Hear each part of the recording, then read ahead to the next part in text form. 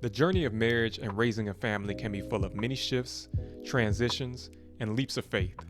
Yet when those leaps of faith involve you packing up everything and moving around the world with 3 kids, it can definitely stretch you in ways never imagined. In this episode, special guests Caleb and Mimi Bell share about some of the big adventures that have taken their family across the globe and how they've been able to stay close-knit through it all. Let's go.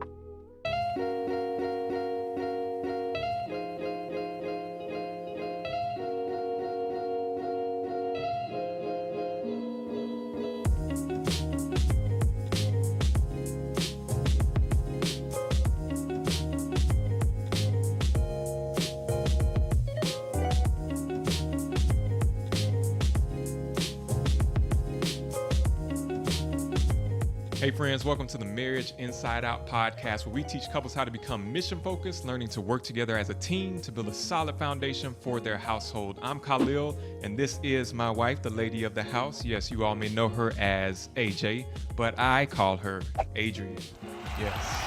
Really excited. How are you feeling? Amazing. We have some really awesome guests today. True indeed. We do have some awesome guests today. We would like to welcome to the podcast Caleb and Mimi Bell. Let's make some noise for them. Welcome, guys. Thank you. Great to be So here.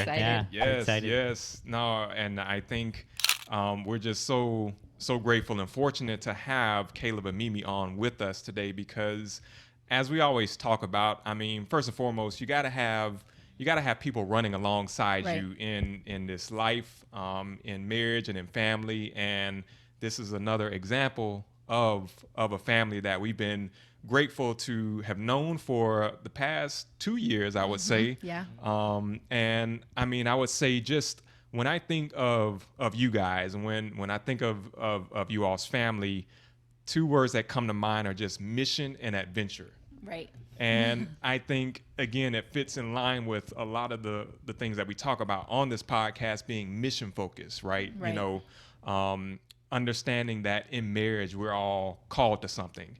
And I feel like you guys really, like, literally epitomize that, even thinking about, you know, you all's time being international missionaries, you know, which we'll get into a little bit more later. But yes, so just to tell a little bit more about Caleb and Mimi, and I won't say too much because we'll let you all share about yourselves, but just, you know, they're an amazing family, have 3 boys who are all awesome, and they've done so much. You guys have done so much, you know, throughout your time being married, but especially within the past 5 to 6 years. I mean, they have worked for an organization called Safe Families for Children down here in the Manatee, Sarasota area. You guys worked in that for 3 years, correct? And that's an organization that basically provides aid and assistance to families in crisis who are going through tough times. It has a lot of strong connection with the foster care system. And so after that, though, you know, the Lord really kind of led you all through quite a transition, right? And you guys have really just made some big faith moves. Exactly. Big faith moves throughout, you know, especially the past several years. And you all have spent the past couple years as international missionaries through Youth with a Mission. And so, I mean, you guys have had the opportunity to travel all around different parts of the world. And so I think it's just amazing. Yeah. So we'd love to hear from you guys. Obviously, you've been through so many different stages in your marriage. Tell us a little bit about how long you guys have been married, how long have you had your children and adventures, just a little bit about who you are. Yeah, so we've been married 11 years, a little over 11 years now. Awesome. We have 3 super energetic little boys. Yes. Banan, he is 7, Sebastian is 5, and Sailor is 2, about to turn 3. So they've been enjoying the past couple of years of traveling and seeing the world and seeing new places because they love adventure too. So, so that's a little bit, And currently, Caleb is a full-time student, and I am helping my mom at her salon. So, Amazing. Yes. Amazing. And full-time teacher too. Yeah. You're Yes. we With kind the of trade kids off on at that. home. We're Yeah. homeschooling the That's boys, and Mm-hmm. so that's a big part of life is going through education with them and doing that process. So Yeah. that's a lot of fun. That's Yeah. good. I actually have another question because we got it on the podcast from some of our just supporters.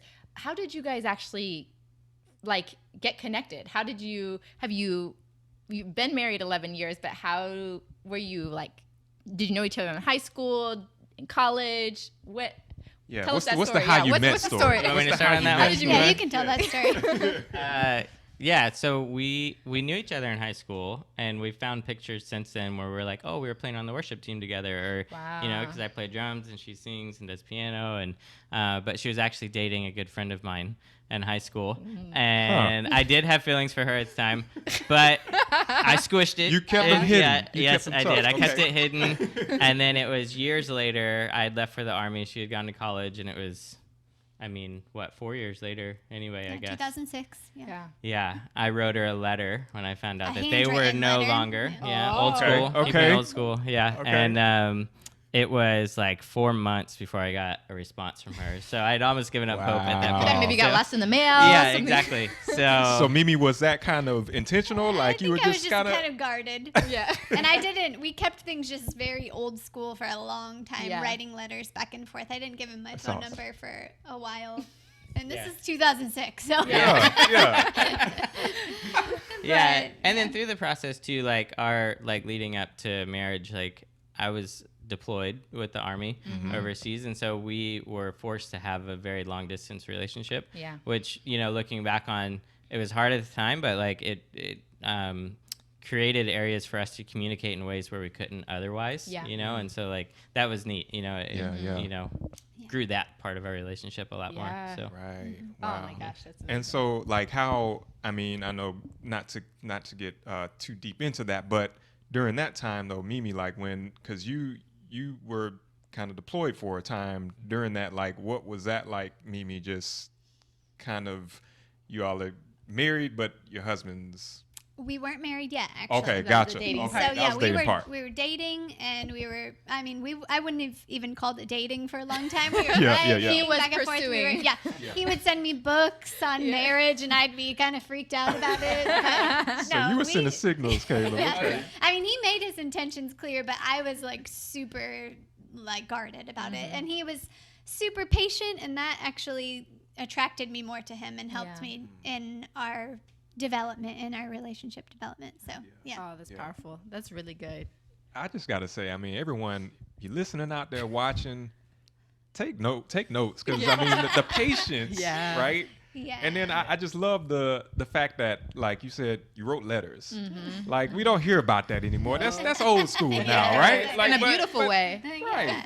But sometimes you gotta those things are some of the most special things Right. that you remember. So Yeah. if you're out there, take note, letters, patience. Yep. Right. I don't know if you guys remember too, old school. Sometimes there'd be a spritz of perfume on the letter. Did you guys ever get that? Man, Yeah. you're going way back, Yeah. Caleb. Wow. Because then you're yeah. Yes. That's really good. That's really good. Yeah. Oh, What'd you think of my Sweet. Brute smell on the page? Y'all remember Roll a Brute? little Brute. sweat That's old school cologne right there. Old Man. Spice. Yeah. There you go. that's No, awesome. that's so good. And so, obviously, again, you guys have done so much. You've been through so much together. But just thinking about in terms of just your relationship, your marriage itself, if you guys could think of, and you could each answer this, but if you could think of a word that describes your marriage, your relationship, what would it be? I was actually going to say adventure. Oh, Ah. boom. You took my word. Oh, my bad. But that really is the first word that I thought of. From the beginning, it's been an adventure. And, there's always unknown. There's always that, possibility, that opportunity. And, our marriage has definitely been an adventure. Yeah. So. Yeah. I agree. My word, I think, would have to be marathon. And I realize Ooh. that can Marathon. come out wrong because most people look at a the marathon non-runners, and they're yeah. like, man, that's negative. That's hard work. But like, I mean, you guys know you've been part of this. I love like distance running Yeah. too. Yes. And during a marathon, there's like extreme, like you guys have heard of like runner's high, you know, like there's Yeah. these Right, moments right. in Yeah. a marathon where you're running, you're like, this is awesome. Like I feel on top of the world. I could do this forever.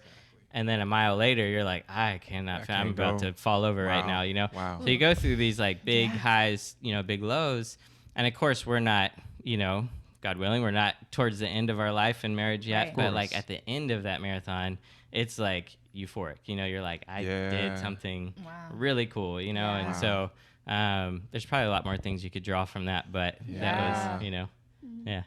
Oh, that's powerful. So marathon in a positive way. Yeah, no, I love that illustration too. Yeah. Like you said, it's just there are those moments of kind of the, oh man, like this is awesome, but then there are times where it's like, wow, this is kind of hard right now, but you keep going, Right. you know. Exactly. And I just love the beauty, the culmination of that illustration. That's cool. Yeah. Yeah. Oh my goodness. We could go on and on just talking about kind of the impetus in your marriage and the foundation, but what we really want to get to during this time is really diving into the big faith moves that you guys have gone through together as a family.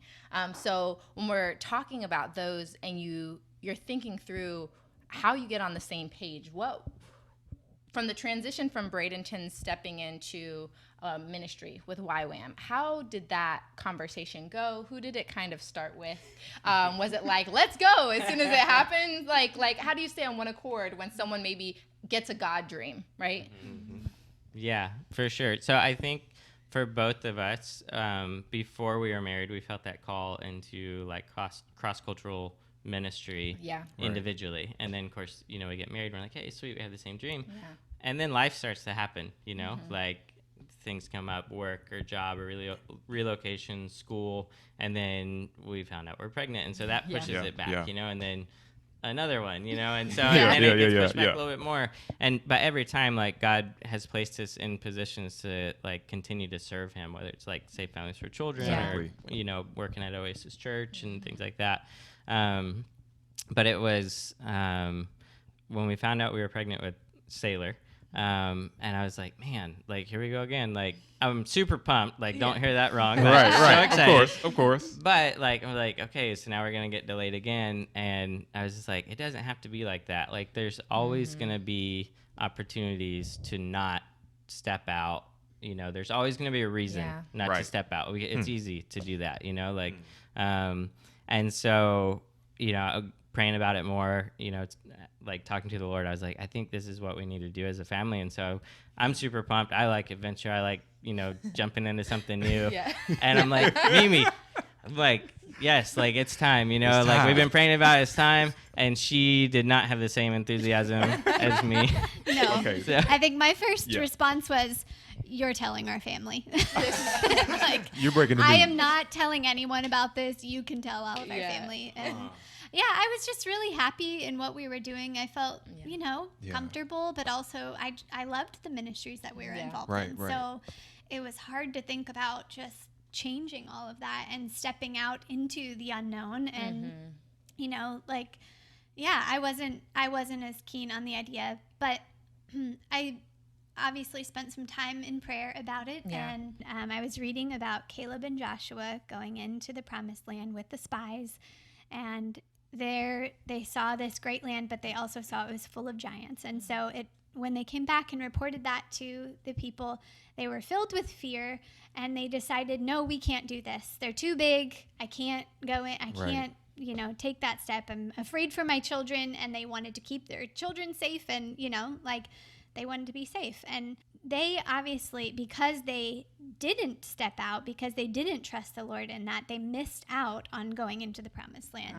So, I just felt like God was saying, if you are trying to keep your kids safe, if you're paying attention to these fears and not to my voice, not stepping out in obedience, then you're going to miss it. And, you know, you're trying to do something to keep your family in this comfortable, safe place.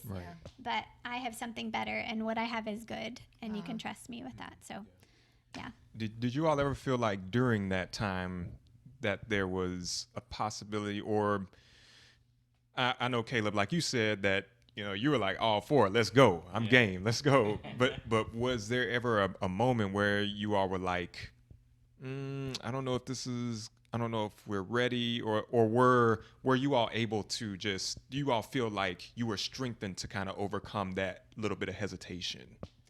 Yeah, I feel like for that initial step, we came to a place of just feeling peace about it. Amazing. Yeah. So we definitely, had that hesitation, and it was something that we would talk through and pray through. But then, we did have a deeper peace about it. And I think without that, we wouldn't have stepped out. That's been a real big indicator for us in every decision, Right. Yeah. Right. So. Good. And so kind of talk about, because you guys have been to a number of different places through that. And so just, can you give us like a brief synopsis? Obviously, this was 2018, correct, when you all took this step, this transition. Where was the first destination, and kind of what all places across the map did you guys hit? Yeah, so it started off Youth with a Mission. If you want to serve with them, you have to go through a discipleship training school. They call it a DTS. Yeah. So it's like a 6.5-month thing, and half of it's in a classroom, and then the other half is outreach somewhere. So we did our classroom portion in Kona, Hawaii. Really rough location. Yeah. I know, right? But why? Suffering for the Lord. And so, but one reason we picked that is they have different focuses for DTS schools. So this one happened to be a family DTS. So it was like doing missions as a family. How does that work? What's it look like? And so that's really important to us. I mean, that's kind of how God's geared us. And so we chose that school. And then from there, we went on to Mexico and served on a base down in Central Baja area for a little bit. And then California for a little bit as well. They had some fires out there. We went and helped out there with that. And then from that point, we came back here for a little bit and transitioned into France, to Biarritz, France, to serve on a base there. Yeah. So again, another rough location. Right? But our primary reason for that was we had gotten connected with the YWAM Refugee Circle, and so they were doing a lot with the refugees coming into the Middle East from North Africa and Europe, and so we stepped onto that Coming team. into Europe from the Middle East and North Africa. Right. Yeah, they get that backwards. Yeah.